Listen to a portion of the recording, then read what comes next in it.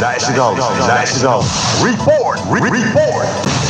Ang Senado kagapong adlaw Lunes mipili kini mga bagong chairperson sa mga membro sa ubang mga permanenteng komitiba diya sa Senado.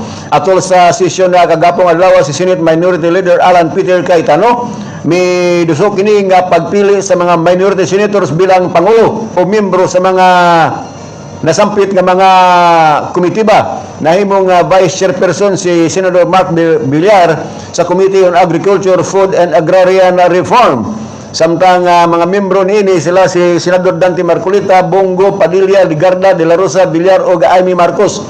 Samtang sa Committee on Banks, Financial Institutions and Currencies, ang nahimong chairperson mao si Senador Mark Villar. Diin ang mga membro niini mausab ang mga minority senators. Samtang sa Committee on Constitutional Amendments and Revision of Codes, mga membro gyapon puro mga gikan sa minoriya diya sa Senado.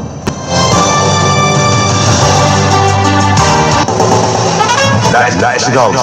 Dahil nasudnon nga balita. Nagpasaka si Senador Francis Chis Cordero usa ka panukalang palaod nga nagtumong sa pagdili sa tanang mga matang sa mga anunsyo, sponsorship nga may kalabutan sa sugal sa tibuok nasod nga Pilipinhon.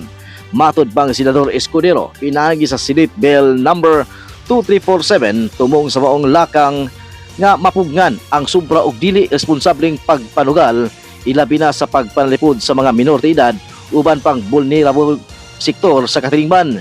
Giklaro ni Senador Escudero nga ang iyang gisugyot nga balaod susama sa Tobacco Regulation Act of 2023 nga nagdili sa pag-anunsyo sa sigarilyo aron mapanalipdan ang pangalawas sa publiko. Ubo sa maong panukala, gidit-an usab ang mga advertisement sa sugal sa telebisyon, radyo, mantalaan, online o social media platforms, lakip na ang paggamit sa mga celebrity o social media influencer sa pagpromote nini.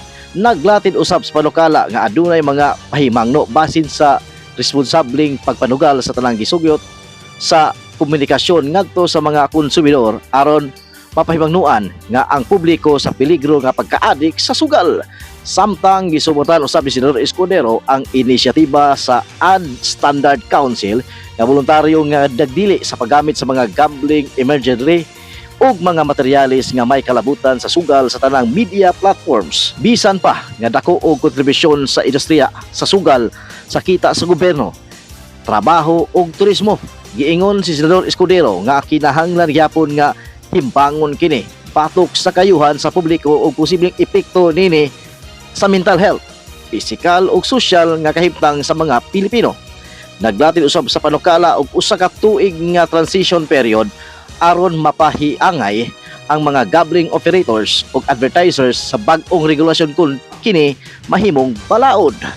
Ang makalapas ipatuman sa advertising ban nga mahimong atubangon og multa hangtod 200,000 ka pesos o prisuhon hangtod usa ka tuig unang paglapas, mas bugat nga silot sa ikaduhang paglapas ug hangtod tunga sa milyon ka pesos nga multa o tulo ka tuig nga pagkabilanggo.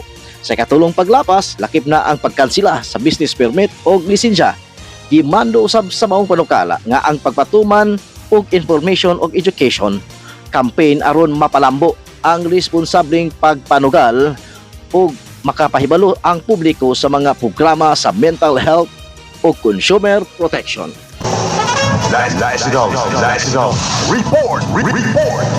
Ang buwatan sa Solicitor General sa Pilipinas andam kining modipinsa sa 85 pesos nga wage sa increase alang sa Metro Manila, alang sa mga kawani dito sa Metro Manila diya sa Korte kinihuman nga ang implementation sa maong aumento sa sulan ang gipahunong kini pinaagi sa usa ka TRO or Temporary Restraining Order nga gi-issue sa Pasig Regional Trial Court Branch sa 152. Matod pa ni Palace Officer Claire Castro nga sa karon ilan ang gihimuan og mga plano sa ilang buhaton labi na ang mga dokumento sinungdan sa pagsupak nini.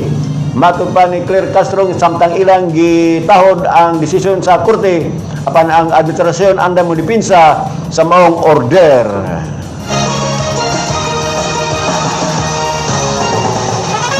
Nice to go. Report.